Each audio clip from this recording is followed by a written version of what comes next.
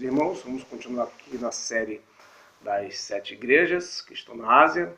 Agora já falamos sobre Éfeso, agora vem a igreja de Esmirna. Vamos ler aqui o texto bíblico que se encontra em Apocalipse, capítulo 2, versículo 8 em diante, que diz: Ao anjo da igreja que está em Esmirna, escreve: Isso diz o primeiro e último que foi morto e reviveu. Eu conheço as tuas obras, tua pobreza, mas tu és rico, e a blasfêmia dos que se dizem judeus, mas não são a sinagoga de Satanás. Nada temo das coisas que há de padecer, eis que o diabo lançará alguns de vós na prisão, para que sejais tentado e tereis uma tribulação de 10 dias. Ser fiel até a morte, e dar-te a coroa da vida. Quem tem ouvidos, ouça o que o Espírito diz às igrejas. O que vencer não receberá o dano da segunda morte. Bom, amados irmãos, nós falamos sobre Éfeso, agora vamos falar sobre Esmirna. Só para abrir aqui, nós esquecemos de... Não sei, lembro se eu esqueci, mas se também não tiver falado, vou falar de novo aqui. Você note que a igreja de Esmirna, a igreja de Éfeso, a igreja de Pérgamo, a igreja de Tiatira, João já está idoso, João já está com mais de 90 anos, acredita-se assim. Então a igreja já tinha durado um bom tempo na terra, após a morte de Jesus. Mas você não vai ver Jesus chamando a igrejas por placas de denominação. Uma vez, quando eu era novo convertido, eu fiquei com isso na cabeça e perguntei para um professor de escola dominical e não soube me responder. E são coisas que muitos pastores não ensinam isso, porque é uma verdade dura de se ouvir, tá? Porque vai contra muito do que pregam por aí hoje, que faz parte de uma idolatria de placa de igreja. Você veja que a igreja, como é que era chamada a igreja nos tempos bíblicos, nos tempos de Paulo, no tempo de Jesus? A igreja era chamada pelo nome do local onde se congregava. Jesus vai escrever as 7 igrejas que estão na Ásia. Ele vai falar sobre Éfeso, Esmirna, Pérgamo, locais onde elas estavam congregadas. Paulo ele vai escrever a igreja que está na Galácia, nos Coríntios, a igreja em Roma, não tinha nome. Como Lucas vê isso? Atos capítulo 13, a igreja que estava em Antioquia. Atos 15, a igreja que estava em Jerusalém.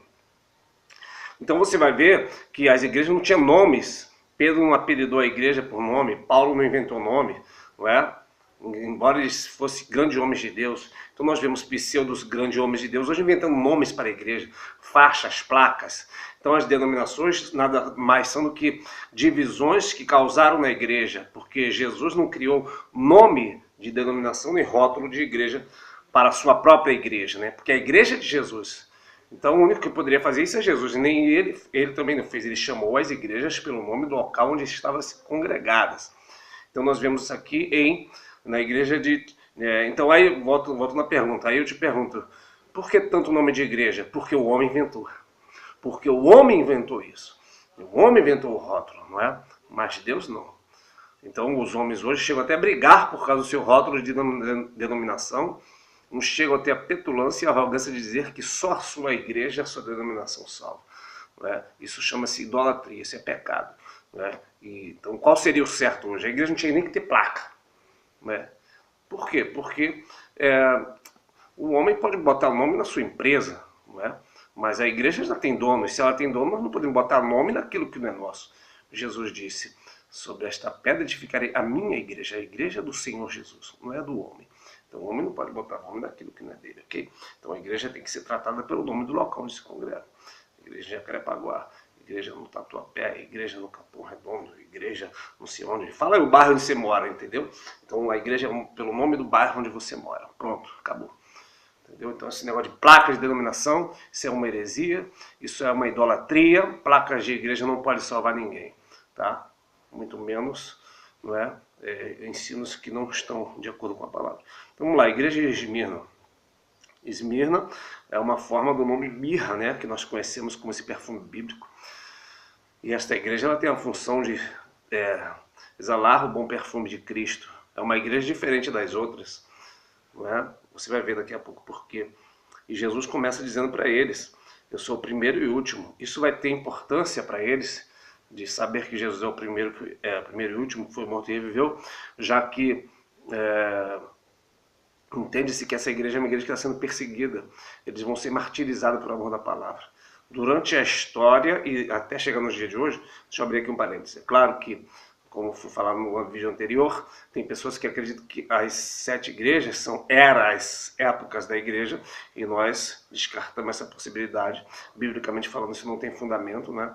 As 7 igrejas são 7 cartas escritas para a igreja daquela época e para a igreja de toda a história até Jesus voltar. Assim como Coríntios foi escrito para aquela época e é até o dia de Jesus voltar, assim como as outras cartas e todas as epístolas gerais, toda a Bíblia ela foi escrita para aquela época, para a época que passou, para a época que virá, a palavra do Senhor não vai passar. Então, as 7 cartas, as 7 igrejas são 7 igrejas que existiram, mas que continuam valendo para as igrejas hoje.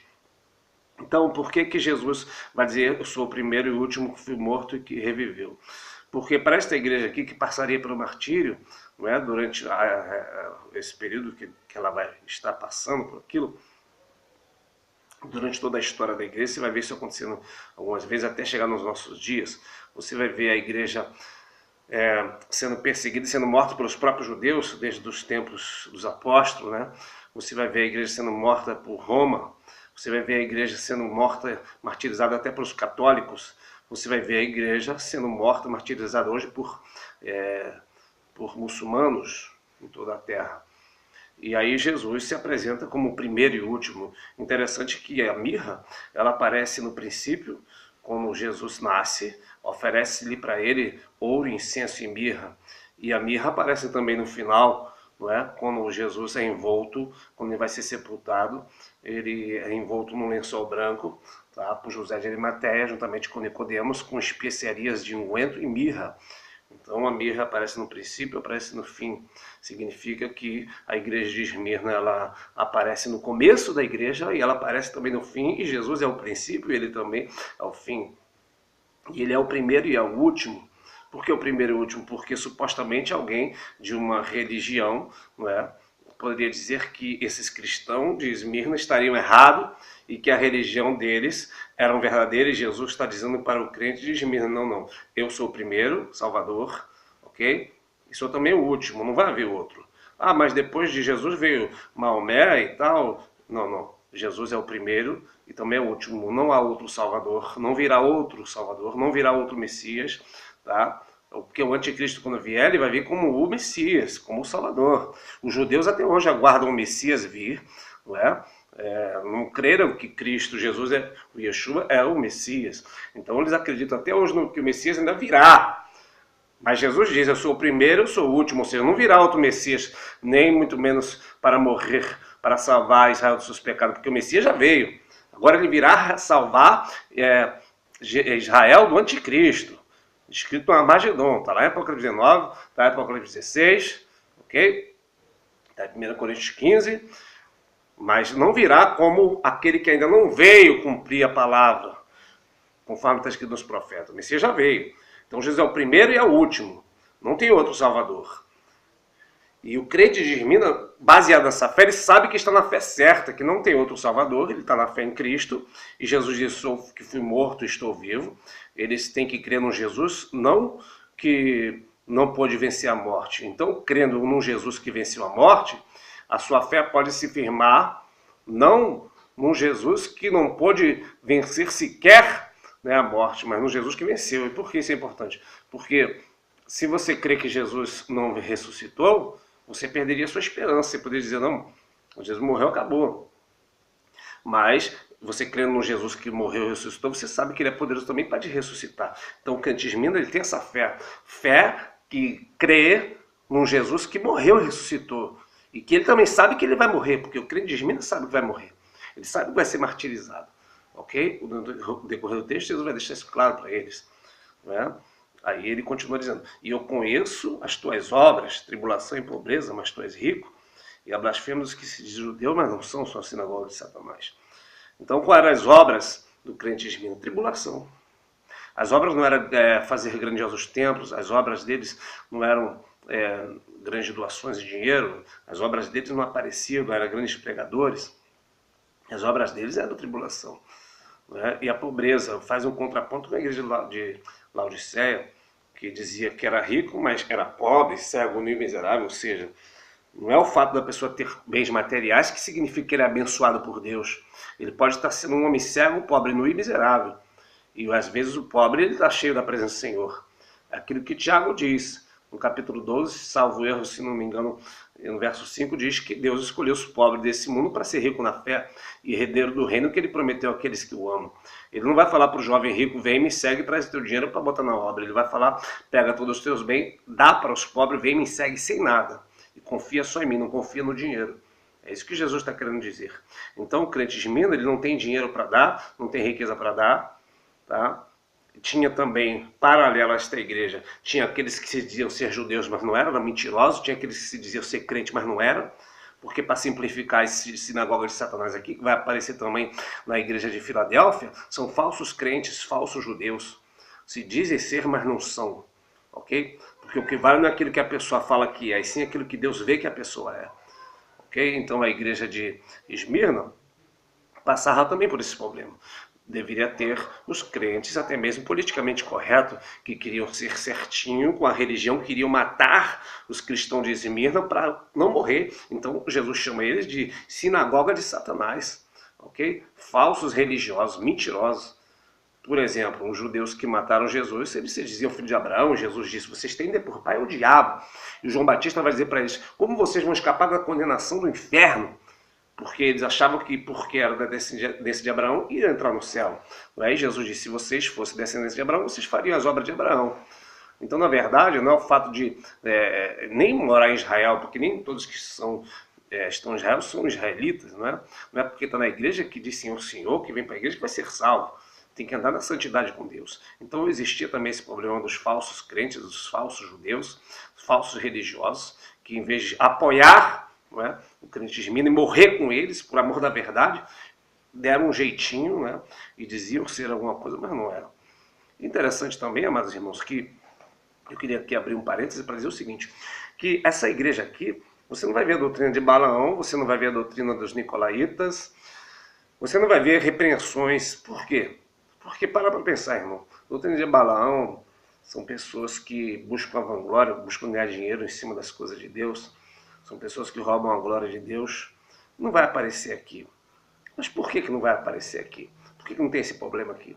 Porque se você pegar esta igreja hoje, quem seria a igreja de Esmirna hoje? Seria os cristãos que estão na Síria, na Arábia Saudita, no Iêmen, não é?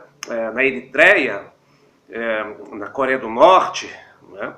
Em Cuba, cristãos estão morrendo por amor da palavra de Deus. Por que esses pregadores famosos aí, que têm grandes condições financeiras, que fazem grandes cruzadas em locais que já está repletos de igreja, que já está cheios de crentes, por que alguns desses não pegam, né, um investimento, uma quantia em dinheiro, e alugam um estágio num lugar desse e faz uma semana de pregações, não é?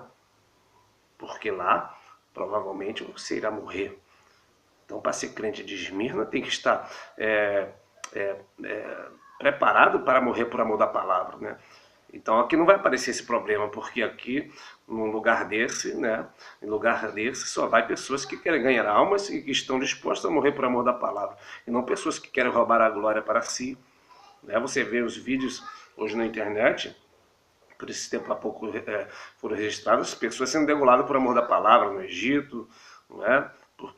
Por muçulmanos, né? Por muçulmanos matando esses cristãos. E ali estavam cristãos verdadeiros, cristãos fervorosos, que não negaram. Você não vê um cristão desse reclamando nem negando sua fé em Cristo. Vê eles morrendo como uma ovelha muda.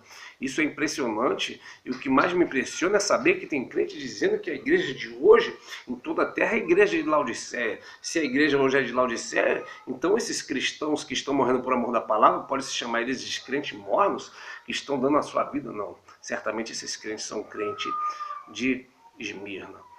Interessante também é que você vai ver, não é? Também Jesus dizer, nada tema das coisas que há de padecer, eis que o diabo lançará alguns de vós na prisão para que sejais tentados, tereis na tribulação de 10 dias. Ser fiel até a morte, dar-te a coroa da vida.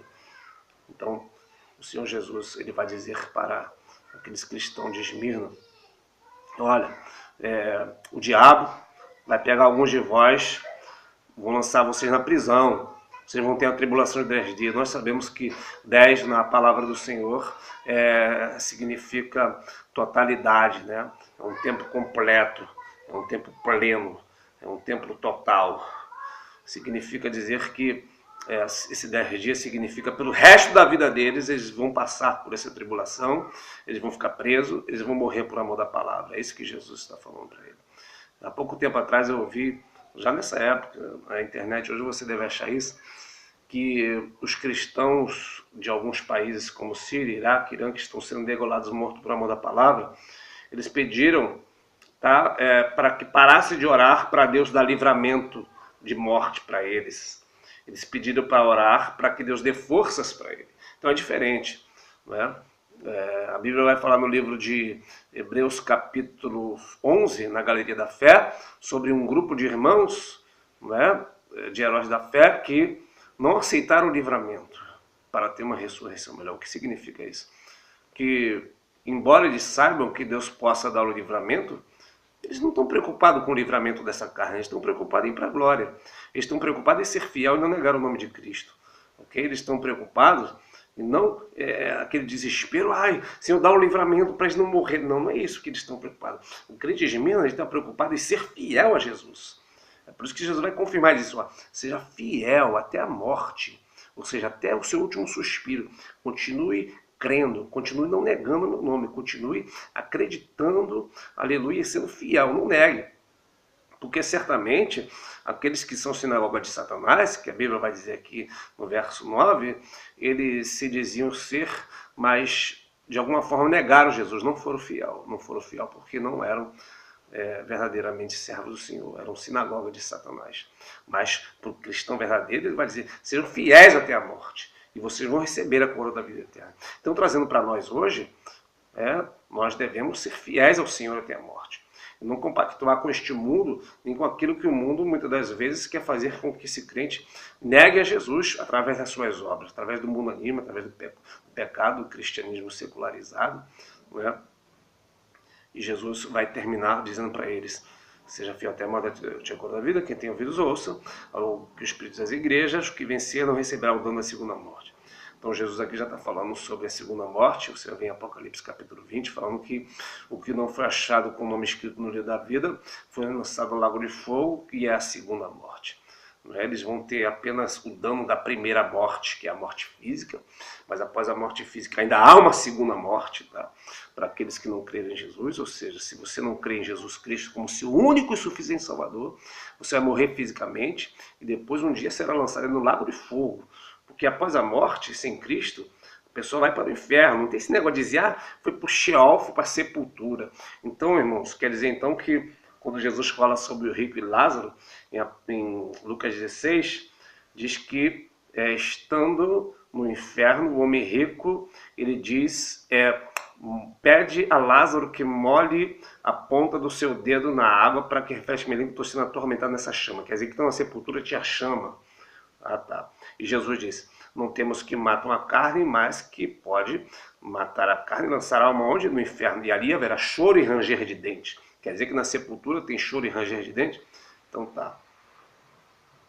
Então, morreu sem Jesus, vai para o inferno, e depois que ficar no inferno um tempo até chegar ao juízo final, sairá, o inferno dará os seus mortos, o mar dará os seus mortos.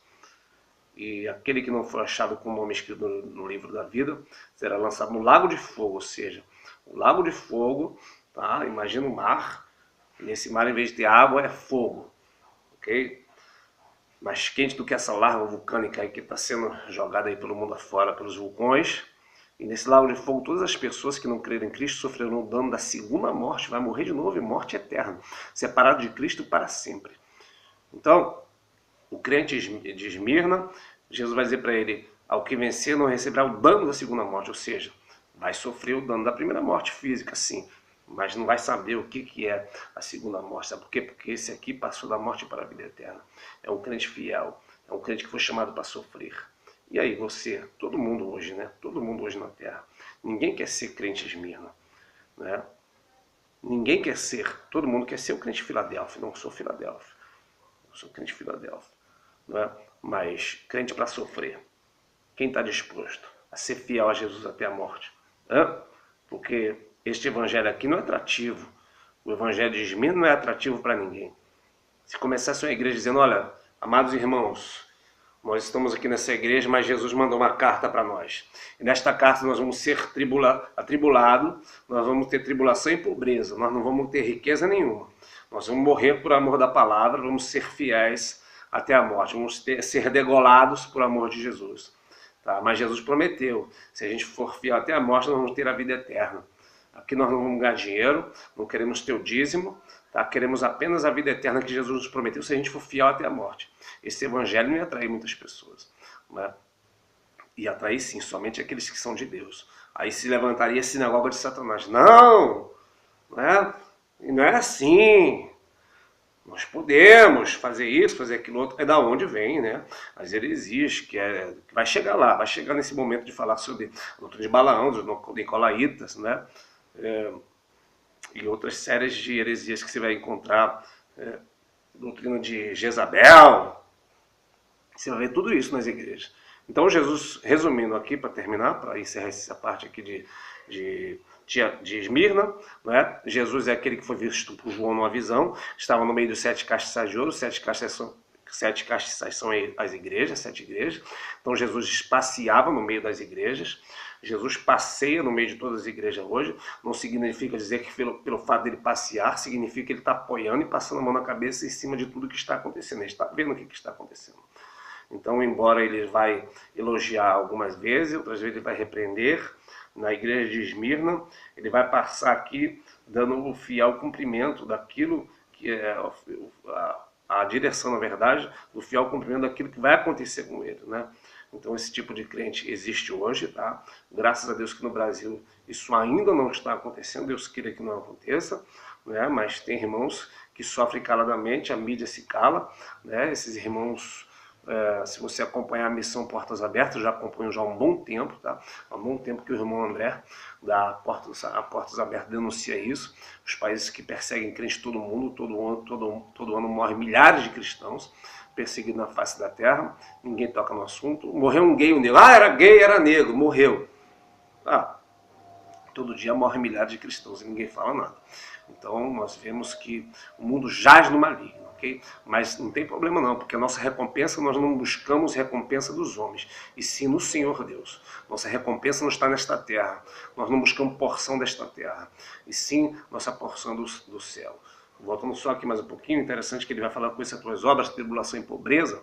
Você veja que é muito difícil vocês vão falar até que eu estou maluco se eu falar isso por aí em alguma igreja. Associar o crente à pobreza, porque hoje em dia eles acreditam que o crente que está abençoado é aquele que tem recursos materiais. Mas tem pessoas que realmente são cristãs e têm muitos recursos materiais. Mas alguns estão recebendo sua porção na terra, não esqueça disso, ok? Outros não estão recebendo nada nessa terra porque sua porção está guardada no céu. Tá? Então eu prefiro não ter nada na terra e receber minha porção no céu do que receber tudo nessa terra. Naquele dia, o Senhor Jesus falou assim, tu já recebeste teus bens em vida. Lembra que ele falou para o rico? Filho, recebeste teus bens em vida. Lázaro só recebeu males, agora tu é atormentado, ele é consolado. Então não pense que tua recompensa tem que ser na terra. Nossa recompensa tem que ser no céu. É por isso que você me chama para pregar, eu não vou te pedir R$1. Tem pregadores que vão pedir uma fortuna, cantores também. Por quê? Porque eles fazem para Deus, mas já recebem na hora. Então o seu galardão já está sendo na terra. Nosso galardão não tem que ser nessa terra, e sim no céu. Amém? Deus abençoe os amados irmãos. Em nome do Senhor Jesus, que nós venhamos aprender, não é? Com essa linda igreja que é a igreja de Esmirna. A igreja que nasceu e existiu para ser o bom perfume de Cristo. A igreja que tem mirra, a igreja que tem perfume para Deus. Totalmente o oposto do pecado, porque o pecado mal cheira nas narinas de Deus. E a igreja preciosa do Senhor, ela tem um cheiro de perfume agradável. Deus abençoe os amados irmãos. Próxima igreja agora virá a igreja de Pérgamo. Amanhã eu gravo esse vídeo. Deus abençoe todos. Do Senhor Jesus.